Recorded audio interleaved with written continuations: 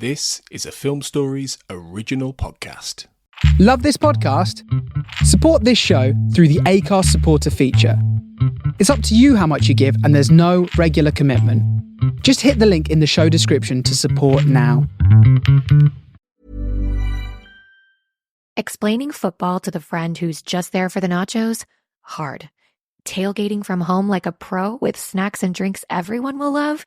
An easy win. And with Instacart helping deliver the snack time MVPs to your door, you're ready for the game in as fast as 30 minutes. So you never miss a play or lose your seat on the couch or have to go head-to-head for the last chicken wing. Shop game day faves on Instacart and enjoy $0 delivery fees on your first 3 grocery orders. Offer valid for a limited time. Other fees and terms apply. My dad works in B2B marketing. He came by my school for career day and said he was a big ROAS man. Then he told everyone how much he loved calculating his return on ad spend. My friends still laugh at me to this day. Not everyone gets B2B, but with LinkedIn, you'll be able to reach people who do. Get a $100 credit on your next ad campaign. Go to linkedin.com/results to claim your credit. That's linkedin.com/results. Terms and conditions apply. LinkedIn, the place to be, to be. It took a lifetime to find the person you want to marry. Finding the perfect engagement ring is a lot easier. At BlueNile.com, you can find or design the ring you've always dreamed of with help from Blue Nile's jewelry experts who are on hand 24/7 to answer questions, and the ease and convenience of shopping online. For a limited time, get $50 off your purchase of $500 or more with code LISTEN at BlueNile.com. That's $50 off with code LISTEN at BlueNile.com.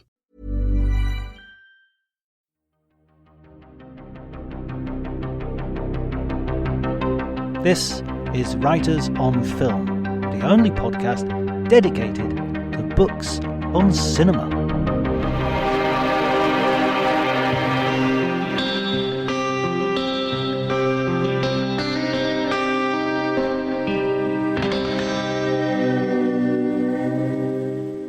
Hi everyone, my name's John Bleasdale. I'm a writer and film critic. Today I'm going to be talking to Kaleem Aftab, the co-author of Spike Lee's autobiography. Of course, Spike Lee is a renowned filmmaker whose latest film, The Five Bloods, had enormous success on Netflix. And as he is also president of the jury at Cannes the week that this goes out, I thought this would be a perfect opportunity to share this conversation with Kaleem. Remember, if you enjoy the episode, please like, subscribe, and generally spread the word as far and wide as you can. You can follow me on Twitter at Dr. Jonty, DRJONTY. But before you do any of that, please enjoy the conversation.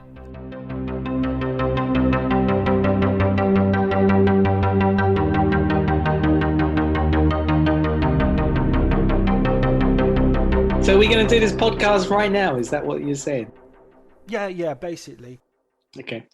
How did you first get into writing about film? What was your first experience of writing on film? Oh, that's a good question. I guess the first experience I had on film was probably when I was at university. I entered a competition which was to do a 25-word review of Trainspotting, and the prize was 2 cinema tickets, and it was being organized by the Scottish listing magazine. And I was at university and I applied and I was one of the winners. So obviously from that moment, I felt like I was the greatest reviewer in the world. What did you go and see with the tickets? That I cannot remember. I used to watch so many films at university that it just, you know what, the tickets were £3.50 in those days. It wasn't like the greatest price in the world, but still.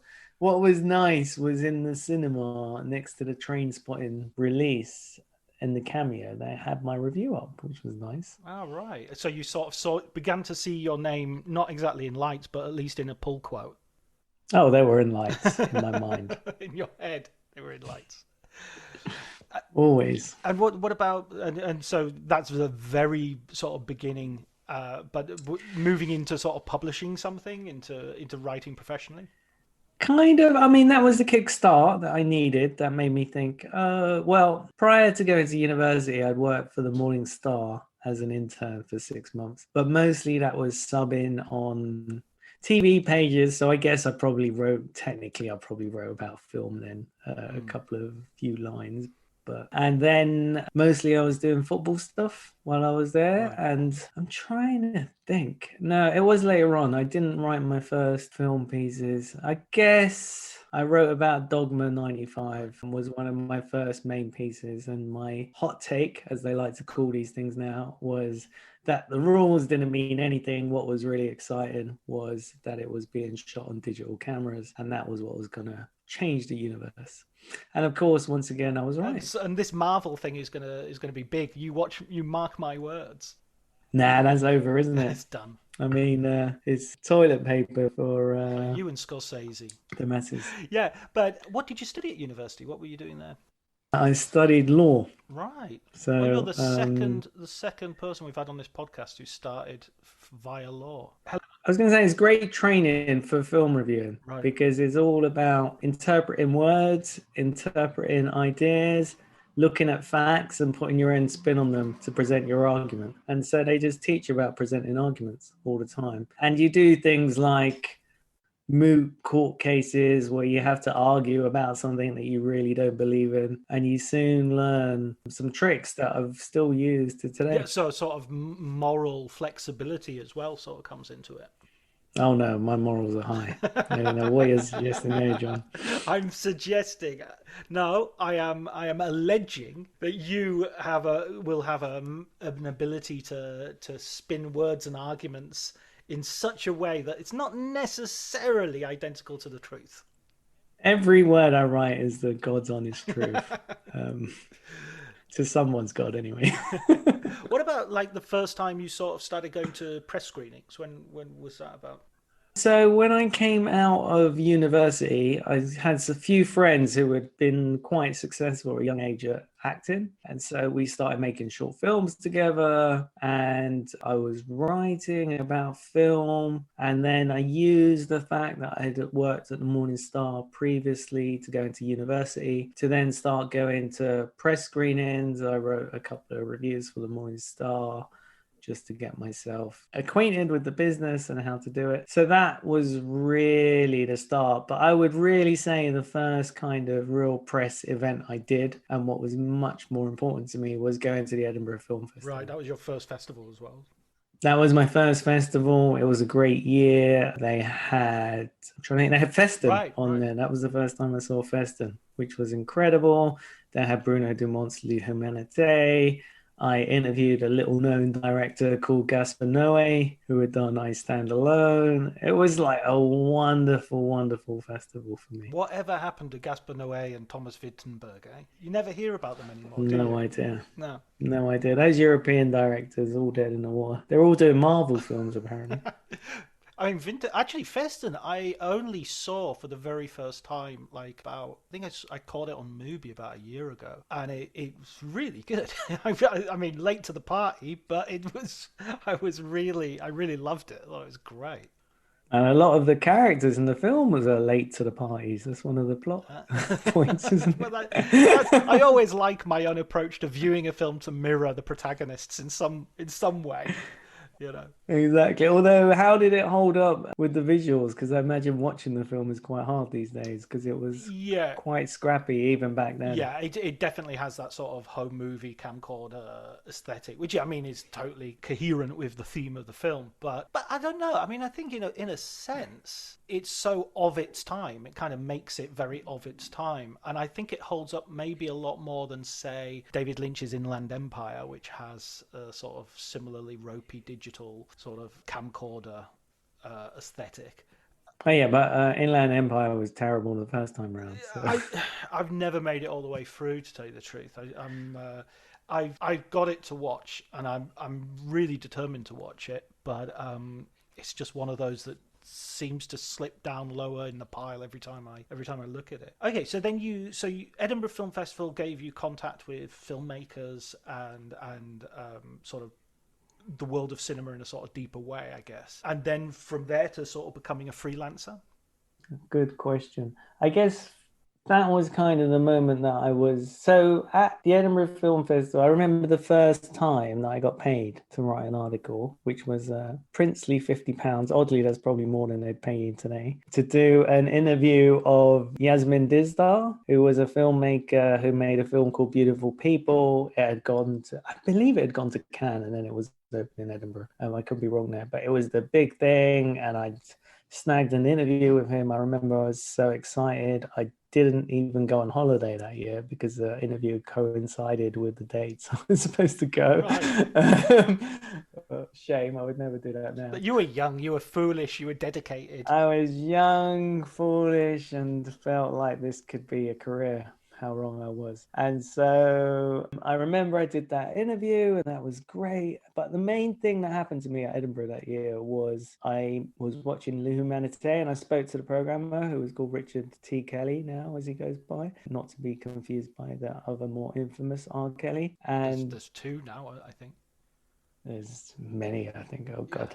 And so that actually sent me on a road that would eventually lead to doing a book. But that at that time, the list was the first piece, and I started freelancing then. But also, given the poor state of affairs of payments, which has never really changed, I also did a job which was working in the .com boom on a film website called filmworld.co.uk. That was always destined to fail. And they were selling hard to get videos. Can you imagine that? Right. As a business proposition these days? But there we go. But that was, so that was all adding to it. And in that time, I was pitching mostly successfully to the list and not so successfully elsewhere to start freelancing. So it was kind of parallel. And then I had a few years of working on websites until 2002, when I finally took the commitment to jump and become freelancer full-time. That whole period is a very strange period because in a sense you're straddling sort of the end of the print days and the whole boom in blogs and internet sites. But it was I always wish I had been paying more attention when all that happened, because there were opportunities there that were there for the taking, I think. Oh, definitely. I remember one conversation I had with the CEO, and he was like, "What do you think? I've been offered this thing called Bitcoin. Should I buy some?" And it was literally £5 for like 5 or something ridiculously cheap. I was like, "Nah, sounds like a rubbish idea, that one." Although then someone else talked to me about this idea, and it wasn't YouTube, but it was something similar, which was just letting everyone put videos on. And I thought, oh yeah, that's a great idea. I can see how that works. So that was fun paying attention to it, but mostly because I was wanting to write about film.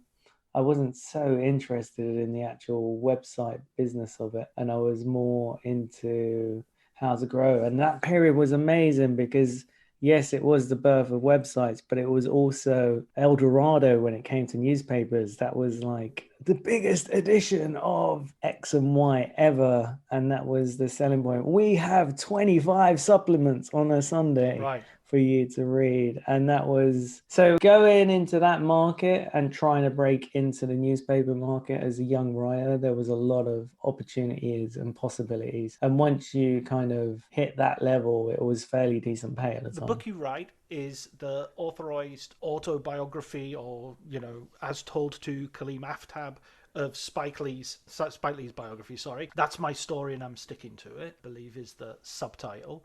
Who came up with the subtitle? Was that you or Spike? That was Shelton Jackson Lee. Yeah, he came up with that. He sent it to me when I know the title after we'd finished. And he said, that's what I thought, you know what? If you want to call it that, then you clearly like the book, even though there was a bit of criticism of him in there. But it was great. Yeah, no, that was amazing. I mean, the way that came about was, as I said, I was at Edinburgh. I met this guy, Richard T. Kelly. And just by the by, he was programming the Bruno Dumont and certain films at the festival. But he was also an assistant editor at Faber and Faber. And so a few months later, he contacted me as I told him that I spoke French because I'd done a year of Erasmus in Paris, and asked me if I'd like to go to Lille and interview Bruno Dumont for an anthology series they used to do called Projections. Right. And so I went and did that interview. He really liked it. And then he said, would you like to do a director on director series book?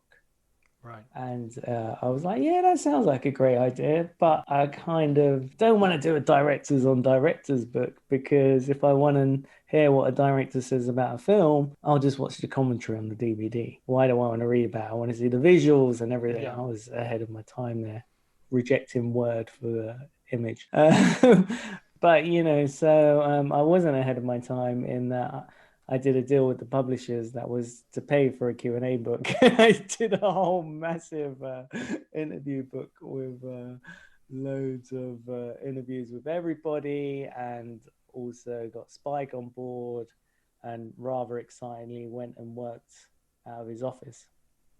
In New York.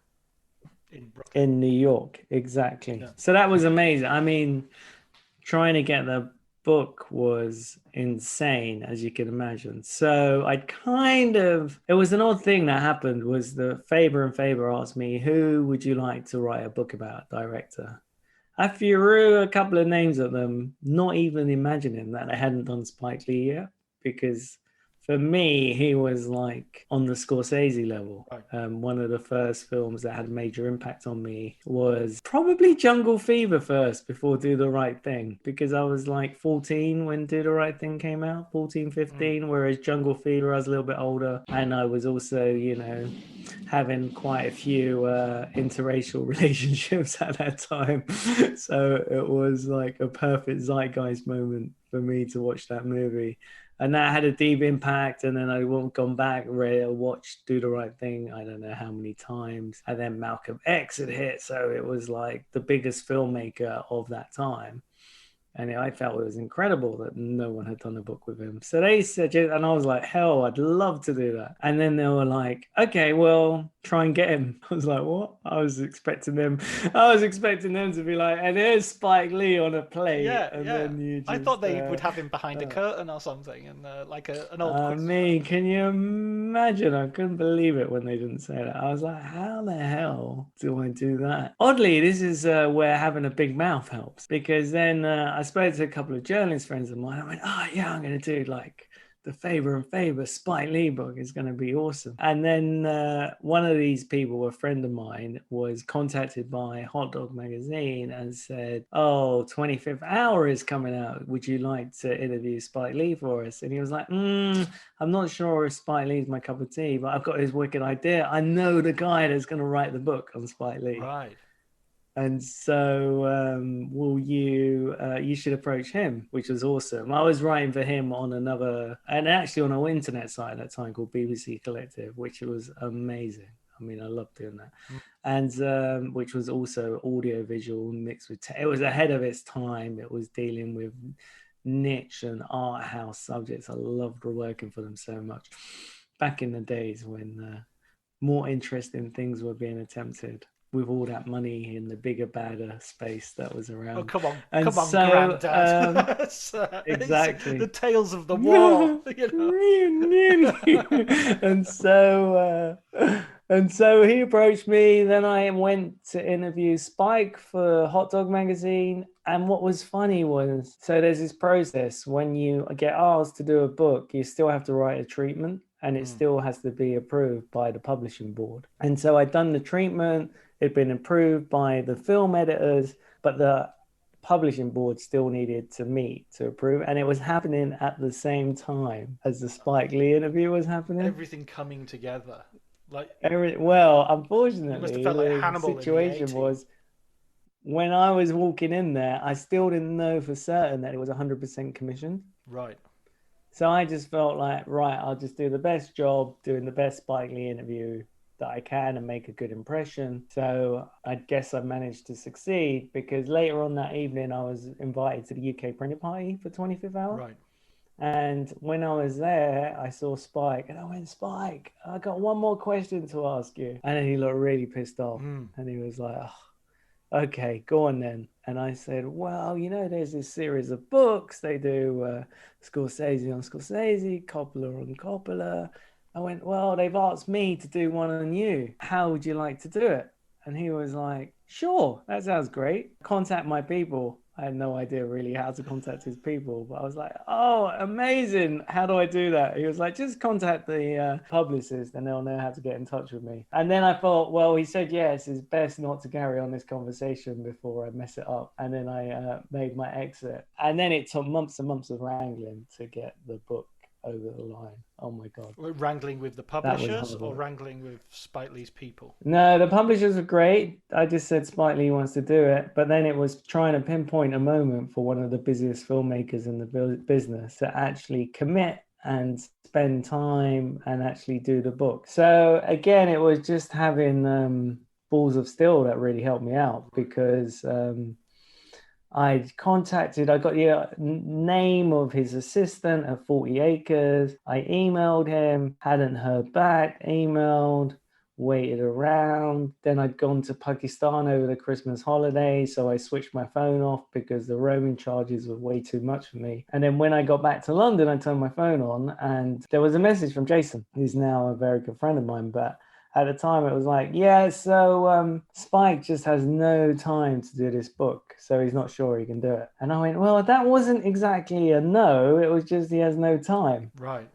And I guess really it was a no, but I just was like wrangling it, spending the argument as much as possible. So then I went back to them and said, well, if that's the case, no worries. Why don't we do the contracts now? And then whenever he has time, we'll just make it happen. And then we won't have all the wrangling of months of the contract. And then apparently Jason later told me that that was the point where he felt like Spike Lee decided he'd definitely do it. Like I wasn't taking no for an answer. And he kind of like that. So then from that moment, literally maybe a couple of months later, Spike Lee was in London again. He called me up, said, let's have a meeting. And then he asked me to pitch my idea for the book. And I was like, well, they got this. And I know I said it was Lee on Lee, but I think it'll be much better if I interview lots of people you work with, chat to them as well as chat to you, and write it as more of a prose book.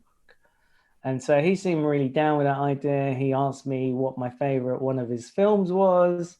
And I thought, I know this. He's expecting me to say do the right thing. That's going to be the wrong answer, right? So Jedi mind trick. I told him my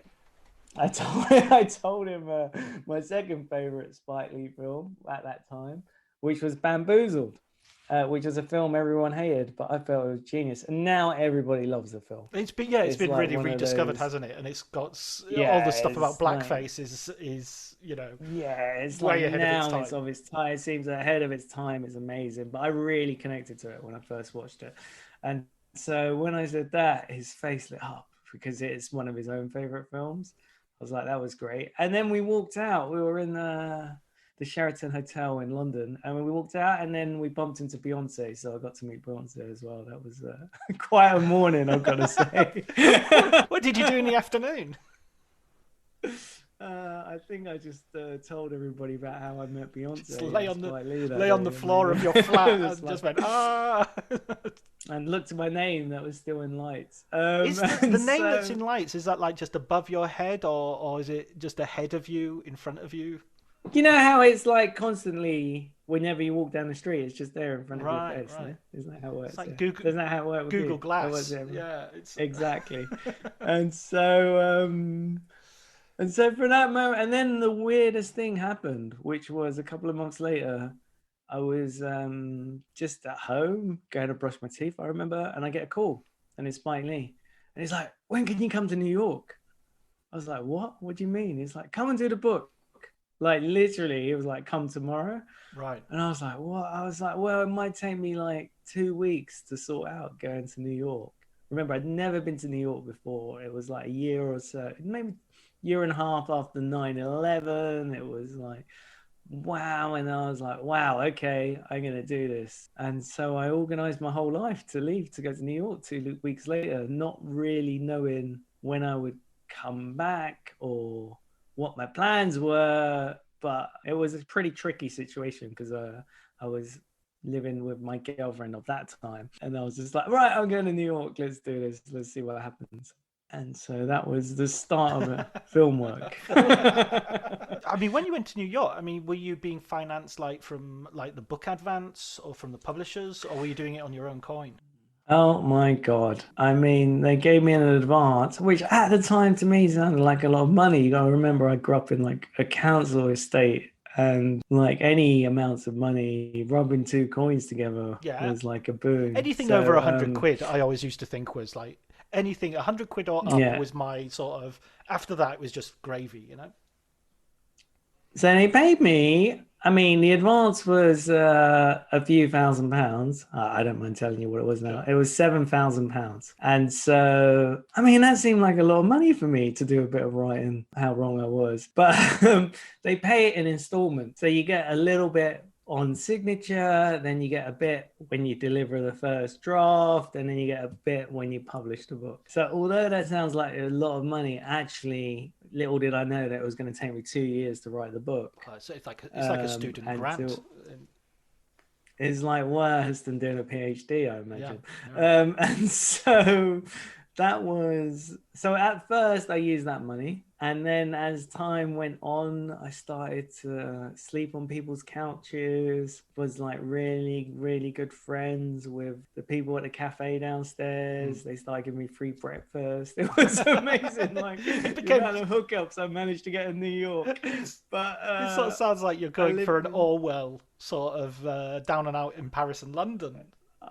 I will write this story one day, but I definitely lived a very great life because that was one part of my life. I was completely broke and I had no money. But the other part of my life was going out, meeting people, saying I was working on Spike Lee's book. And then literally it was like a key to New York. And I was being invited to loads of events, parties, the works. It was like the time of my life. I've got such nostalgia for those days whilst having no money, but living a life as if I was in a gangster rap video. How did your relationship with Spike progress? I mean, what was it?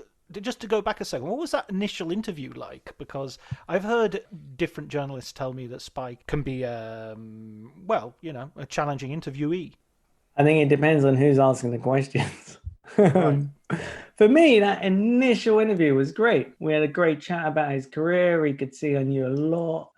He gave me really good answers. There was none of that stilted moments that people get. I'd done a lot of research, way more than I would prepare now for an interview, for sure.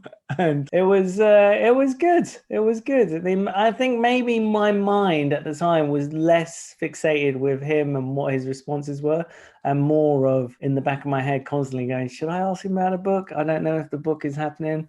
I don't know if I'm jumping the gun. What if he says yes and then they say no? How embarrassing is that? All of this, like, it was like asking a girl to the prom, I imagine. You're just not sure about what to do. And that was racing through my mind. But I definitely have seen the many sides of Spike Lee, and I've seen different reactions that he's had to different people in different circumstances. But I would definitely say the tone or where your questions are coming from will definitely elicit different responses from him. What do you mean by that? What? Well, I think especially now we're living like 20 years down the line, Sure. and people are much more used to interviewing African American celebrities, and they're much more around. Whereas then you got to remember, a lot of people have innate racism that they don't even unconscious bias. Let's call it that.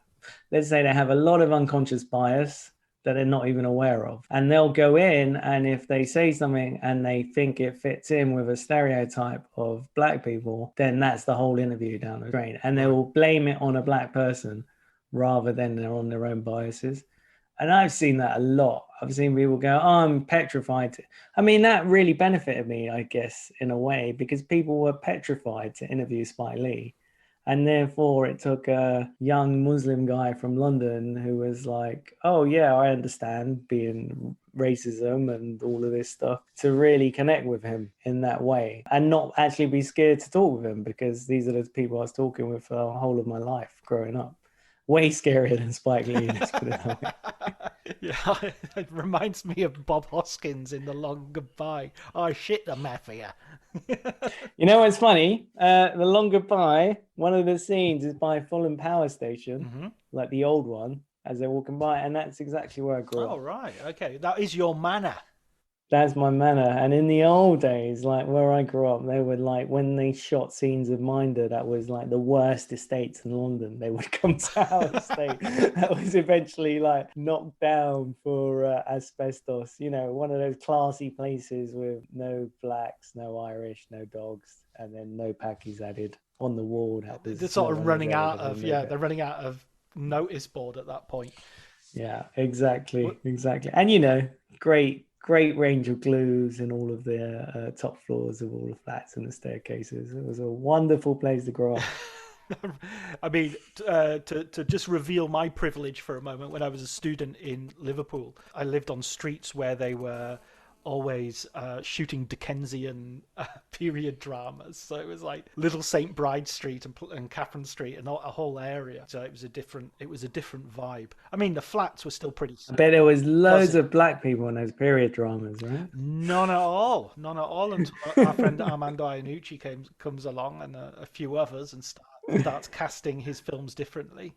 Yeah, no, I mean, there is obviously one of the real big episodes in my life where I realized that you really don't want to be famous was Spike and I went up to Boston because he was going to do a talk at a university. And then as we were walking out of the train station, the amount of people that randomly ran up to him, said hello, had their headshots, like train guards with headshots in their pocket, all trying to give it to him. There was like not a second of peace. Right. I was like, God, who wants that in their life, man? Not to be able to just like casually go for a walk in a random city, hundreds of miles from where you should know anyone. I mean, it was horrible.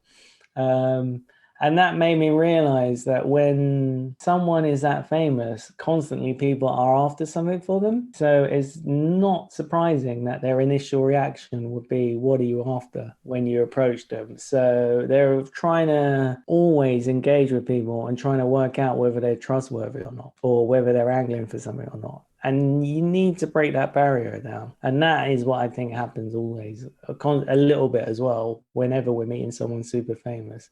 There's that barrier where we really want to be their friend and they really are trying to gauge whether they should even be talking to you. Ryan Reynolds here from Mint Mobile. With the price of just about everything going up during inflation, we thought we'd bring our prices down. So to help us, we brought in a reverse auctioneer, which is apparently a thing. Mint Mobile Unlimited Premium Wireless. How to get 30, 30, bit to get 30, bit to get 20, 20, 20, bit to get 20, 20, bit to get 15, 15, 15, 15, just $15 a month? Sold! Give it a try at mintmobile.com/switch. $45 upfront payment equivalent to $15 per month. New customers on first 3-month plan only. Taxes and fees extra. Speed slower above 40 gigabytes. See detail. This episode is brought to you by Progressive Insurance. Do you ever think about switching insurance companies to see if you could save some cash? Progressive makes it easy to see if you could save when you bundle your home and auto policies. Try it at Progressive.com. Progressive Casualty Insurance Company and Affiliates. Potential savings will vary. Not available in all states. There's also a sort of weird asymmetry in the sense that it's almost, what's the word for it? It's like an illusion that wait a minute, I've seen you so often, you're so familiar to me. How can you not have seen me? How come you don't recognize me? You know, Mr. Clooney. What's going on here? I feel like I'm on first name terms with you, and yet you're treating me like a stranger. I think that sort of weaves into it. That's an uncanny nature. Yeah, I think that's right. And that's the nature of, if you're a proper star, one of the things about star power is that people immediately like you. You don't have to say anything. You don't have to do anything. You just have that, like aura, as we like to call it, that just makes you immediately accessible, immediately identifiable, your friend. And you're like, I want to be that person. And it's rare, there are people that have it and there are people that don't. But if you think about Spike Lee, no matter what you say, whether you like him, don't like him, see him on a basketball court or whatever, he is immediately that kind of person where you look at him and you're like, oh God, Spike Lee's entered the room. Well, how did your relationship progress with him? If you're spending more time with him, you're in New York. How are you seeing him every day and doing interviews, or? Well, you'd imagine, when someone invites you to New York to come and work for, I mean, it was a great privilege to actually, it was way more than I could ever expect someone to actually say, come and work out of my office. Right. I was like, whoa, that's insane. And his office is like a museum. It was at that time, it was in an old fire station. There were like rooms where there was loads of video cassettes of everything he's done. I got to see student films that he made that he'll never show to people. I got to see his collection of magazines that he collected over the years. So for me, it was a boom because I could just read everything I wanted to. But literally, I got there and he got news that he could prep a pilot to go and make at that time, which was in San Francisco, Sucker Free City, which was kind of a Mike Tyson thing with John Boyega, which didn't get picked up. I'm sure it would get picked up today, but at that time it wasn't picked up. So he went off to San Francisco. And so I was in New York, just pretty much doing research and calling people around. But what was great about being in his office was just I would email people and then literally the phone would ring downstairs and whoever it was would be calling to check that it was like real. Yes. And that Spike had really approved it and stuff like that. So that was great to have that help. And so it was odd because the relationship didn't develop immediately in that way we would expect. But over the period of time, which was a long period of time, so it was probably better, whenever he had chances, we would do interviews. It would be like, oh, I'm on the train here, or we're driving up to Philadelphia, jump in the back, let's do these films. And I was painstaking. It must have been quite painful because it wasn't 5 or 6 questions about each film. I would ask for about an hour, sometimes even longer than the film was. Stories about the movies and like catching things up, and then we really developed a really strong relationship. It was wonderful. You were speaking to his family and the people who he was working with as well to get a sort of broader picture. I mean, that's, you know, how did that work? Because you must be getting some opinions which are not necessarily all celebratory or laudatory. There must be some clashes there. There were plenty of clashes. I mean, as I wrote in the book, the only person he really didn't want me to speak to was his dad, who would have been someone to talk to because of, not just because of the biological connection, but because he did the first 4 scores. And he's actually in She's Gotta Have It. She's Gotta Have It, playing music, and that sets off a little reverie scene that we see in the middle of the film. And then talks about Nola Darling and the upbringing. It's a beautiful moment. Yeah, so that was the only person. But then, you know, he has like his sister worked in 40 Acres. She was awesome. Brother Sankey, David, who took photographs on the set. So they were around constantly. Then you're in New York. He's such a New York filmmaker. So nearly all the actors were in New York that I wanted to talk to. So I would go and meet them face to face. I got to know like Philip Seymour Hoffman pretty well in that period. And so many people had they would just talk real about Spike Lee. So it wasn't all like flowers. It was like Spike was literally tell him the truth. I don't mind. And to his immense credit, there is a lot of skepticism about Spike Lee in that book. And you really get a flavor of his personality from being what you were suggesting, someone who's hard to really get to know, to being this amazing guy once he opens the curtain, so to speak. And he's had a lot of people he fell out with who he was happy for me to talk to. There were a lot of great stories. So that was really amazing. And then the fact that I could put them in the book and everything was put in. And he was allowing it. He was reading it all, and he would never have a criticism about what was put in, but he would maybe correct something factually. And usually that was only his own words. Like he would read something else that someone else had said and go, oh man, actually I remember that wrong. That was what they're saying is right. So it was very magnanimous. Right. You never had a disagreement on anything that was sort of major? I would say, I'm trying to think. There was nothing really, no real disagreements. I mean, I think I did have a disagreement with his sister over something I wrote, which I was definitely in the wrong, but I was young and trying to add to the story. I'm pretty embarrassed about it now. Because now I actually see the story she told me was much better. And it was tiny because she was just saying when Spike was a kid, she immediately contradicted him by saying, I never heard he's got this famous story about his mum calling him Spike. And he's like, he wasn't really spiky when he was young. That's not what I remembered because she had this older brother who looked after her. And so, but I was like, oh, I want to go smash into this book with like Spike, the legend behind the name. And oddly, it fits more in with the tone of the book if I'd immediately gone, this is contradicted, because that was what happens throughout. And so that's one of my big regrets in life, is that I just wasn't hold true to that. Sorry, Joie. But the rest of it. So there was no disagreement. There was that disagreement with Joie when she read it, but with Spike, there was nothing much. There was one thing that he wanted removed because and it wasn't even a bad thing, but it was just a suggestion of infidelity without the person's name. But it was like too many people know the story for it not to be obvious. So I was like, okay, fair enough. Nothing to take away from that. So it was amazing. I mean, the thing is now, it's 20 years ago. I think I should update it, really. Yeah, well, if Faber are listening, we can... Well, I need to have bigger pockets this time. Yeah, 7,000 ain't going to cut it, baby. Oh my God, no. You know what the biggest joke of it all is? Not a joke, but actually when we sold the book at the end, it was, at the time, I still don't know if it's true, but at the time it was the book that sold for the most amount to an American publisher on their film list. And so very easy, by doing all of that work for 2 years and not like working for what they paid me as an advance, I then got much more money out of it. Just goes to show the work pays. The work pays. Also, that sort of speaks to the fact that there's obviously a readership at the time that were out there waiting for the book to come out or waiting for some substantial work on Spike Lee.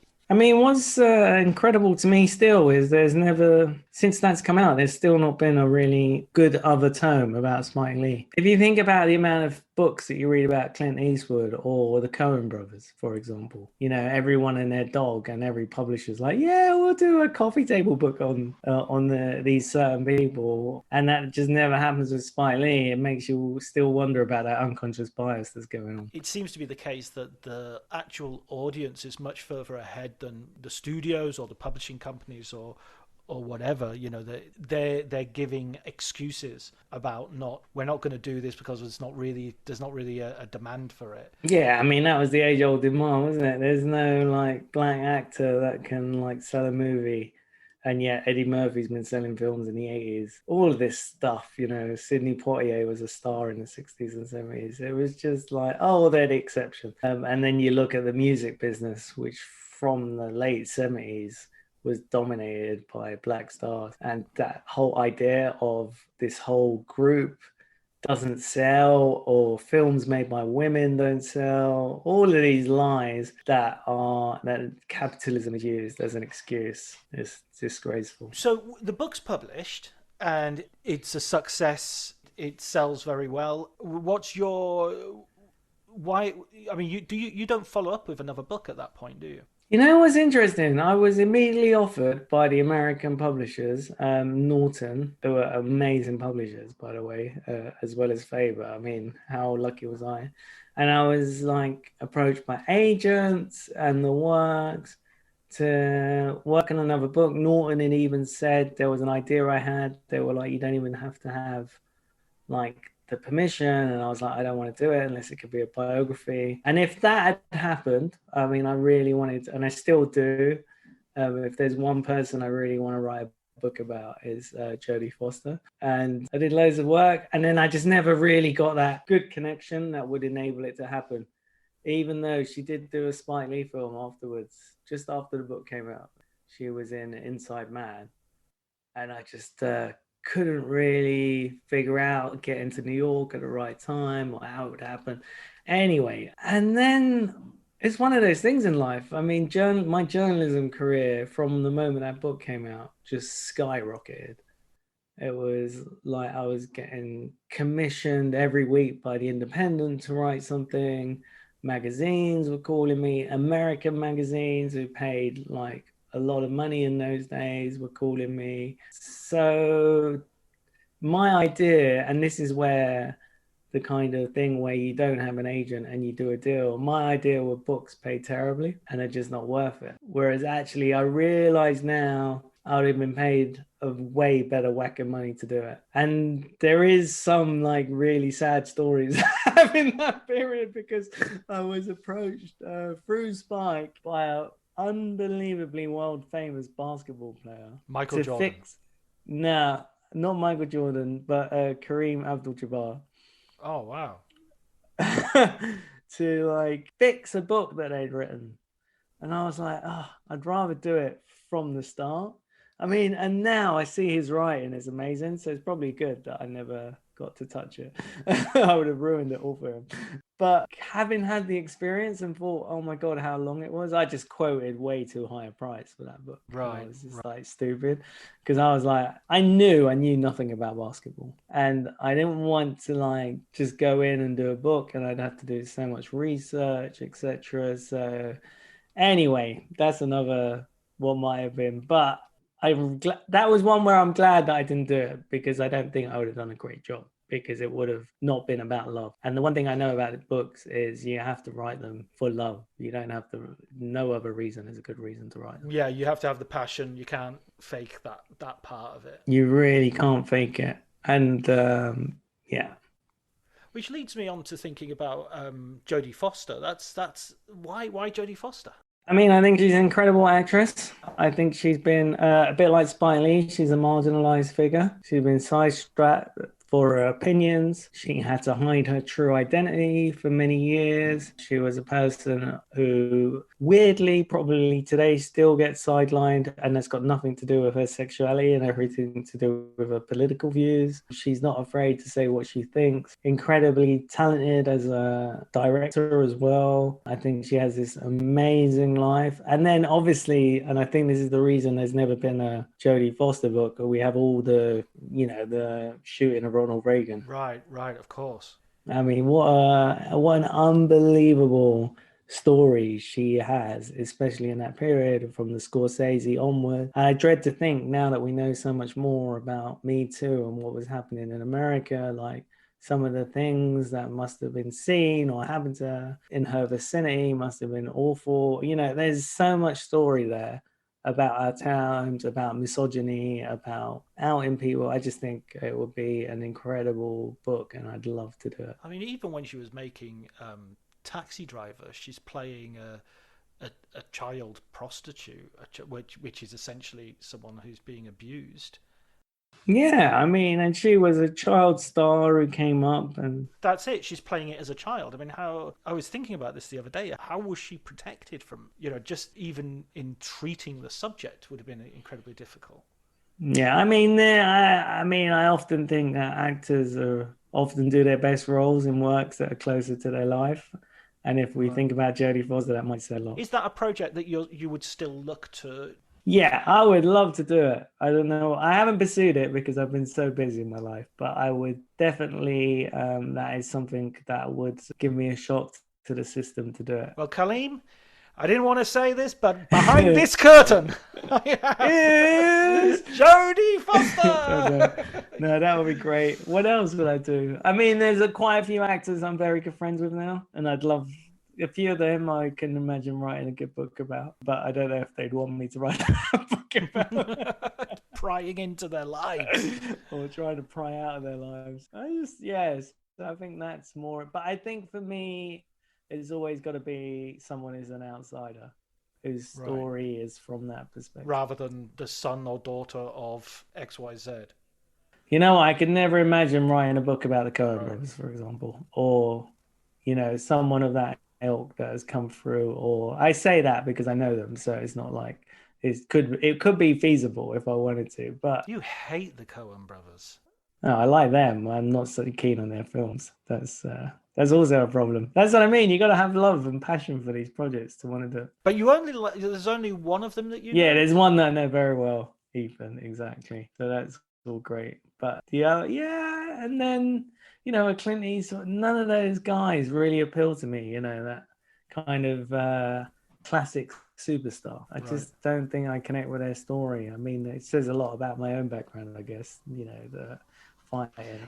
Yeah, and you're also right that they've been well served. I mean, it's not like there's, nobody's waiting for the next book about Clint Eastwood to come out because there are, 10 or 20 on the market already. Exactly. And Tarantino, for example, Tarantino explodes. There's like 20 books about him on the market in no time. Yeah, yeah. I mean, that says a lot about what we were talking about before, about what publishers felt was something to take advantage of. Yeah, I think Tarantino had that thing, though, I'm absolutely sure in terms of Spike Lee, there was that very obvious difference that you're talking about in terms of unacknowledged bias. So I acknowledge that bias, definitely. But also in terms of Tarantino, there was a sense that he was sort of spreading across lots of the cultural spectrum. There was the music was becoming really popular, and it wasn't just like he was a film director. There was something of the zeitgeist about it as well. Yeah, he was the Elvis Presley of movie making. Yeah. Well, you see, that's why you get the big bucks, Kaleem, because I was waffling and you just put it in a pull quote that will be on the poster for this podcast. An interesting point that you made just then, though, I thought, was that like when you did Spike Lee, it was very much you approached him and as a journalist, and you're interviewing him, and then you're trying to get into an agreement with the book, and now you're saying, well, I'm personal friends with some people who I could write books about. I have access. There's an advantage there, but there's kind of also maybe a disadvantage because you're friends with them. Would it be difficult to maintain objectivity? I'm not sure that would be the problem that I have. I'm pretty objective to people I know, and I kind of even tell people that I don't like their movies. I mean, even with Spike, I've watched some of his films, I didn't like that one. I mean, that's just the way it goes. And with definitely with which Spike films don't you like? I mean, let's think. What would be top of the list that I would? I mean, the easy one to say would be like the Old Boy remake. That was an incredibly terrible movie. Didn't work at all. I know people have like an amazing love. What do they love? I mean, now another film that's kind of had like School Days isn't one of my favorite films, even though he even wants to make a sequel to that film. It's one that he likes a lot. But within that, there are a load of great films that I really do like that are unacknowledged, like He Got Game or Clockers, all really great film. Clockers is an amazing film. No one ever talks about that when they talk about those genre films. Then there's other ones like She Hate Me, not so, didn't work quite so well. Wasn't such a fan of Chirac, even though people said that was a Renaissance picture. Spike Lee on form didn't really work for me. There's a lot of hit and misses. Yeah, I mean, I guess that's true of a lot of. You look at Scorsese as well. He feels like, and Spielberg, they all have a fair share of misses. And I would say Spike Lee has as many hits as all of those people. I mean, maybe more in some ways. But a lot of his hits are unacknowledged still. I mean, if you ever go back and watch He Got Game, the things that it says about the way that colleges abuse young girls was so ahead of the zeitgeist, and like the desire above everything to appeal to a certain, in that film it was sports stars, but it could have been any stars, to come to the college, and they're willing to sacrifice women to allow that to happen, is like an amazing indictment. And then we had all that wave of college rape films a couple of years ago and sexual abuse films, and it's like it was all there in that film. Okay, so in terms of like the future of Jodie Foster aside as your sort of dream project, have you got any plans to write more books, or are you sort of like, you're happy in the journalism, that's where you want to be? You know what, I've always for many years I just was happy in the journalism field because I could meet lots of directors. It was going to lots of film festivals. I love a film festival, I do. And just traveling around, and that fit my personality. Writing a book confines you to one space for a long time. It's a whole different process. And so for a long time, I wasn't really that interested in doing another book. But weirdly, because of lockdown, I kind of like being in one place for a long period of time. And so that's kind of made me think, yeah, I'd do something, but I wouldn't just do it. There'd have to be an audio visual element to it. I'd have to think of ways that would jazz it up, that would fit into a crowd, that would fit into the new, that would be internet friendly. When you were starting out, were you reading lots of film books as well? No, I mean film books. I would read the favorite directors on direct. I would like go in and out of them. I was much more into reading fiction. Reading non-fiction wasn't a great, which is funny now because now I read a lot more non-fiction than fiction. But at that time, I would say that my passion lie in reading fiction. So there was no film writer that you'd read and you'd think, oh man, I want to do. Not at all. No film journalist that I would like follow. I mean, at the time when I was coming through, I did like someone like Jonathan Romney at The Guardian. He was writing at the time. But I wouldn't go, oh my God, I love and remember his reviews. It was like by the by, like, oh yeah, he's got, great skill with language. And that changed a little bit as I started to write the book and started to work in the film industry more. Then I saw writers that I liked a lot more. Very rarely did I connect with a lot of writers' opinions. And I think that says a lot about where the writers were coming from in my own background. Whereas I love so many young writers now. I think they're really great.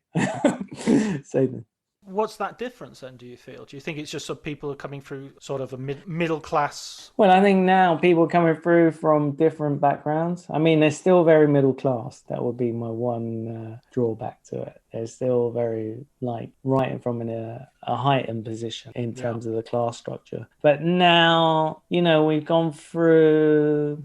I would say I used to like writing where everything I put was there was a lot of subtext in what I wrote. And now that's not even allowed. You have to be so obvious in the Twitter age. If you're just like not on point and not spelling everything out, people just don't get it, which for me is a bit of a shame. But I think there are people that are really great at doing that are great at like standing from the pulpit and going, this is what I believe and I'm ready to die by the sword, and I'm not willing to see both sides of the argument, and I'm just gonna go boom, and that's where the whole hot take thing goes off. And I admire that because, like, I could never do that myself. I'm a bit more like, yeah, I think this, and it's there, and it's definitely what I'm writing about, and I'm going to write about it bluntly, but I'm also not going to say that my word is the only word. My opinions always feel a lot more wishy-washy than I sometimes wish. And whenever I take a strong stance, it always feels like I'm faking it a little bit, trying to provoke and trying to, oh yeah, this is absolutely the worst thing I've ever seen. It's a crime against the eyes, But at the same time, I sort of find my wishy-washiness, at least I'm trying to think of it more as a strength. It's about seeing both sides of everything and about being able to appreciate something that's shit and able to see what's shit about something that's great. Yeah, and maybe it's not shit. I mean, that's the thing, right? Is our perception of it is that. And then I think as we're advancing in years to, our mid-20s, I think we realize that strong opinions, they get lost in time, whereas good analysis is more worthwhile. Now you're reading a bit more non-fiction. Do you have like a film book that you would recommend to anybody that you would? I love Nick Dawson's Hal Ashby book. Right. I mean, it's like really well written. It's got lots of anecdotes. Told me loads about I didn't know much about Hal Ashby, but I didn't realize how much of a philanderer he was and how much of that came from a, disjointed childhood and the kind of way into directing through editing and the beautiful way. And he also took the approach of interviewing a lot of people. Obviously, when he wrote the book, Hal Ashby was no longer with us, so he took that approach and found letters, and I just found it really quite a wonderful read. Did they base a documentary off that? I don't think they based it off that, but there was definitely an acknowledgement of the book. Right. and he was definitely friends with the filmmaker. So I think it had an influence. You know, it's hard to say with a documentary and a book that's both about someone's life. There's bound to be a natural crossover no matter where your research has come. I thought that was a really great film book. There's a Kitano film book that I really like. But my absolute favorite film book now is a kind of very short written autobiography by Akira Kurosawa. Right. Which is only about his early career, and it's like beautiful. It's amazing. I really, really love it. Oh, I'll need to dig that out. And is it just called My Autobiography? Or... No, it has a. Oh God, now that's embarrassing. Now it has a title, but I can't. Oh, don't worry, I'll Google it and then I'll edit in. You just say the title is, and then I'll edit my voice in saying the title for you. Look, I knew that. God damn it! God damn it! I'm on the internet now. I'm gonna do this thing that. Now we can hear you. We can hear keys tapping on the. Yeah, there you go. No wonder. No, what you were almost right. It's called something like an autobiography. You said my autobiography or something. Now I realize why I couldn't remember the title. It's not the greatest title. It's a little bit wishy-washy, isn't it? But it is amazing. And it's got loads of great stories about his brother. It's about memory more than anything else. It's about what you remember about when you're young. And he's got a great way of describing people inwardly. So a bit like his films, like their emotional personality is what matters more, you know, the unintributed, what they don't even realize that they're giving out to the world. This is prose that I could never write myself. Right, brilliant. That's a great recommendation. Well, listen, Kaleem, thanks very much for joining us and participating. It's been lovely to talk to you. And your book is still available. I Googled it earlier. You can still get it. I mean, secondhand, but, you know. The Italian edition is, I think, Feltrinelli. They're also a good publisher. Yeah. Excellent publisher. Long story. Didn't Feltrinelli had... Oh, there was loads of stuff about left-wing terrorism, and the Che Guevara photograph was something to do with Feltrinelli, and what was the other thing? Dr. Zhivago, I think, was also one of Feltrinelli's sort of discoveries. It's amazing. I didn't realize how high up the mountaintop I was as I descended down. as you plummeted to the bottom, yeah. Exactly. The story of my life. What not to do when you get a book published. What not to do is like being like, oh yeah, you know, I'm not sure. I only want to do this. It's all or nothing. If I don't do this, then be a little bit more open. But you know, there was definitely writing a book is no joke. And so, and especially the way I did it and the amount of hours I put in, and it was a lot of fear of like, how do I do this? And that's what happens when you don't get paid properly at the time. You don't actually see it as a viable way of making a career.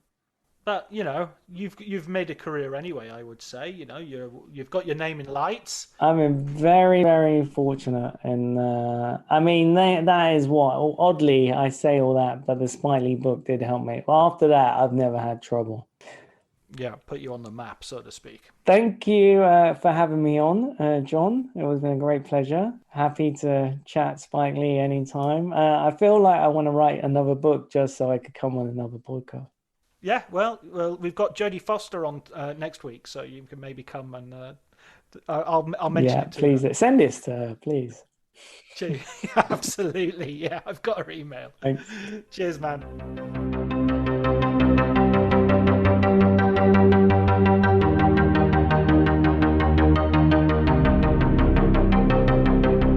So that was my conversation with Kaleem Aftab, the author of the Spike Lee autobiography. Please remember, if you did enjoy the episode, to spread the word as far as you can. Thanks, as always, goes to Elliot Atkins for the music, Ali Harwood for help with the art. I'll talk to you soon.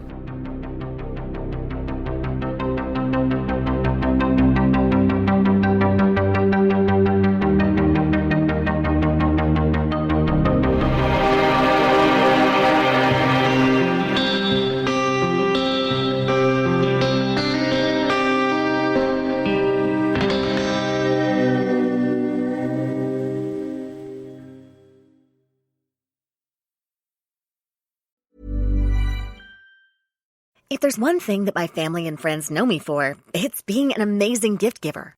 I owe it all to Celebrations Passport from 1-800-Flowers.com, my one-stop shopping site that has amazing gifts for every occasion. With Celebrations Passport, I get free shipping on thousands of amazing gifts. And the more gifts I give, the more perks and rewards I earn. To learn more and take your gift giving to the next level, visit 1-800-Flowers.com/ACAST. That's 1-800-Flowers.com/ACAST. This episode is brought to you by Progressive Insurance. Do you ever think about switching insurance companies to see if you could save some cash?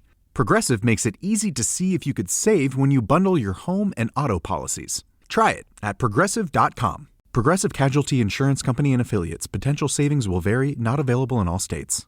My dad works in B2B marketing. He came by my school for career day and said he was a big ROAS man. Then he told everyone how much he loved calculating his return on ad spend. My friends still laugh at me to this day. Not everyone gets B2B, but with LinkedIn, you'll be able to reach people who do. Get a $100 credit on your next ad campaign. Go to linkedin.com/results to claim your credit. That's linkedin.com/results. Terms and conditions apply. LinkedIn, the place to be, to be.